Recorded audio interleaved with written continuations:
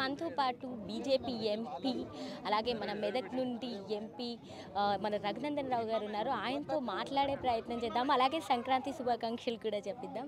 నమస్కారం. నమస్కారం.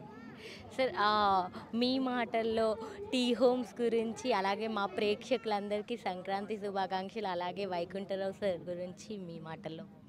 సో ముందుగా టీ టైం ప్రేక్షకులందరికీ కూడా మకర సంక్రాంతి పర్వదినం సందర్భంగా శుభాకాంక్షలు, అభినందనలు. యాజమాన్యానికి అందులో పనిచేస్తున్నటువంటి మా జర్నలిస్ట్ మిత్రులందరికీ కూడా మకర సంక్రాంతి పర్వదినం సందర్భంగా శుభాకాంక్షలు, అభినందనలు. టీ టైమ్స్ లాగానే టీ వెంచర్స్ కూడా ఎదగాలని టీ వెంచర్స్ అధినేత మిత్రుడు వైకుంఠరావు గారికి ఈ సందర్భంగా ప్రత్యేకంగా శుభాకాంక్షలు, అభినందనలు తెలియజేస్తూ ఉన్నారు. భూమి మనిషికి భవిష్యత్తులో ఉపయోగపడేటువంటి ఒక పెట్టుబడి.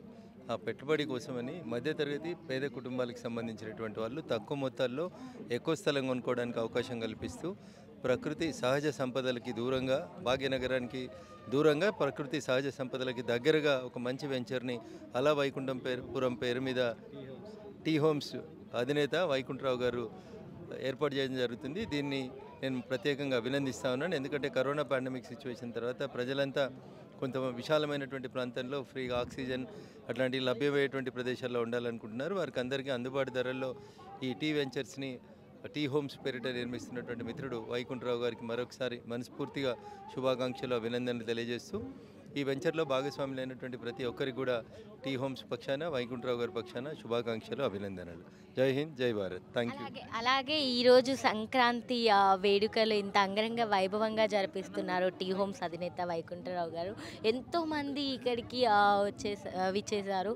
వాళ్ళ కోసం, వాళ్ళ గురించి సో నేను అదే చెప్తాను, ప్రజలకి కరోనా పాండమిక్ సిచ్యువేషన్ తర్వాత చిన్న చిన్న అపార్ట్మెంట్లు హైదరాబాద్లో రష్ ఉన్న ప్లేస్లలో ఉండడం మానేసి మళ్ళీ మన పూర్వీకుల్లాగా ఊర్లకి, పల్లెటూర్లకి మైగ్రేట్ అయ్యేటువంటి ఒక వాతావరణం ఏర్పాటైంది. కాబట్టి ప్రకృతి సహజ సిద్ధంగానే అట్లాంటి పరిస్థితులను కల్పించింది.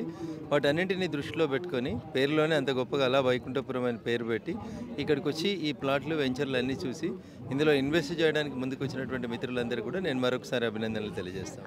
కరోనా అన్నారు కాబట్టి ఇప్పుడు అడగాల్సి వస్తుంది, హెచ్ఎంపీవీ వైరస్ గురించి ఏదైనా చెప్తారా? సో ప్రజలందరూ కూడా మన దేశంలో పెరుగుతున్నటువంటి జనాభాని దృష్టిలో ఉంచుకొని మనమంతా కూడా శుభ్రంగా ఉండాలి, మన పరిసరాలని పరిశుభ్రంగా ఉంచాలి. గౌరవ ప్రధాని నరేంద్ర మోడీ గారు చెప్పినట్టు స్వచ్ఛ భారత్ని మా ఇంట్లో చేసినాం, మా వాకిట్లో చేసినామని కాకుండా మన ఊరు, మన పట్టణం అన్నీ పరిశుభ్రంగా ఉండేలా చూస్తే సగం వరకు సీజనల్ డిసీజెస్ తగ్గిపోవడానికి అవకాశం ఉంటుంది. కాబట్టి చిన్నపిల్లలలో రెసిస్టెన్స్ పవర్ తక్కువగా ఉంటుంది. అందుకని చిన్నపిల్లల్ని జాగ్రత్తగా చూడండి. ఈ సీజనల్ వ్యాధులు ప్రబలేటువంటి ప్రస్తుత తరుణంలో పిల్లల్ని వైరస్కి దూరంగా ఉంచండి. సాధ్యమైనంత వరకు సన్లైట్ సోకేటువంటి పరిసరాల లోపల ఉండేలా చూడాలని చెప్పి విజ్ఞప్తి చేస్తాం. చూశారు కదా, అది సంక్రాంతి వేడుకలు ఎంత అంగరంగ వైభవంగా జరుగుతున్నాయో అలాగే వాటితో పాటు మనం చూసుకున్నట్లయితే హెచ్ఎంపీవీ వైరస్ అనేది కూడా చైనాలో మనం చూసుకున్నట్లయితే ఒకప్పుడు కరోనా ఎలా అయితే ప్రబలించిందో అలాగే హెచ్ఎంపీవీ వైరస్ అనేది కూడా ప్రబలిస్తుంది. కాబట్టి సో మనం దాని నుండి కూడా మనల్ని మనం కాపాడుకోవాలంటే, మనల్ని మనం సంరక్షించుకోవాలంటే ఎంత నీట్గా ఉండాలో కూడా రఘునందన్ రావు గారు చెప్పడం జరిగింది.